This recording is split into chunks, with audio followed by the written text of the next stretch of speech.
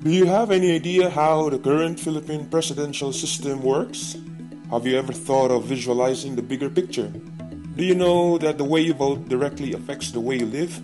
Have you ever wondered why we even have stupid politicians?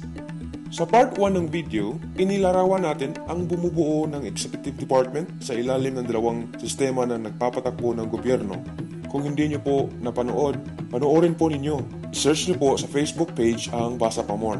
Ngayon tingnan natin kung paano tumatakbo ang gobyerno sa ilalim ng unitary presidential system at federal parliamentary system sa congressional level. Sa presidential system na ginagamit natin ngayon, ang legislative ay ganap na hiwalay sa executive branch.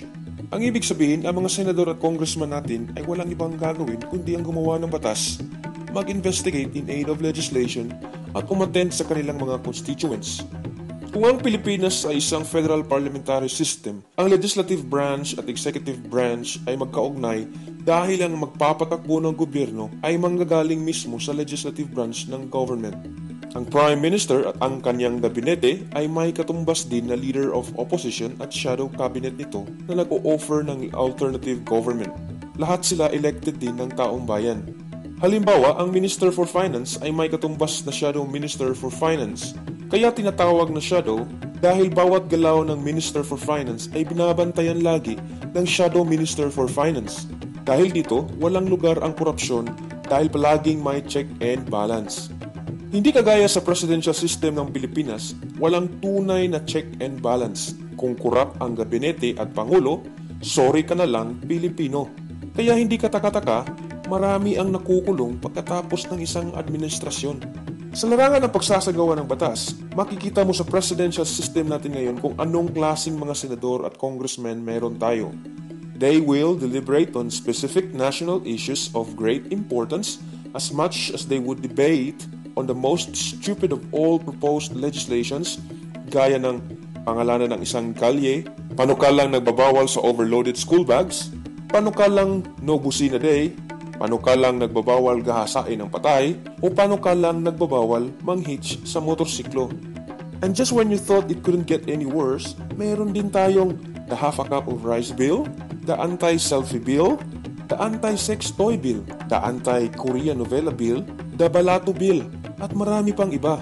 Sa ilalim ng sistema ngayon sa Pilipinas kung saan napakalakas na reward system, wala ka talagang ibang gawin bilang mambabatas kundi magpanggap ka lang kunyari nagdedebate, magpo-propose ng nakakalokang legislation at suportahan ang presidente sa kanyang agenda. Sigurado pork barrel matatanggap mo. Kung ang Pilipinas ay isang federal parliamentary system, ibang-iba ang breed ng mga members ng parliament kasi may executive at legislative responsibility sila at malaki ang accountability nila sa pagpapatakbo ng gobyerno sa parliament at lalong-lalo na sa taong bayan. Hindi lang sila mambabatas kundi problem solvers at decision makers din. Wala nang pork barrel. Panay ang pagdedebate sa isang parliamentary system dahil bawat proposed legislation ay nangangailangan ng matinding deliberasyon. Bawat araw habang nakaupo ang parliament, dinidebate at ginigisa ng buong parliament ang prime minister at kanyang mga ministers sa kanilang mga ipinapanukalang legislation. Dahil sa nature ng sistemang ito, hindi uubra ang mga politikong bobo at kurap. Iisa-isa silang magse-self-destruct, magko-collapse at susuko at napapalitan ng mga matatalino at matitinong politicians. Sa year-on-year prosperity rankings mula 2009 hanggang 2015, lahat ng mga bansang nasa top 20 ay gumagamit ng federal government o parliamentary system o kombinasyon ng dalawang ito. Gusto mo bang manatili sa presidential system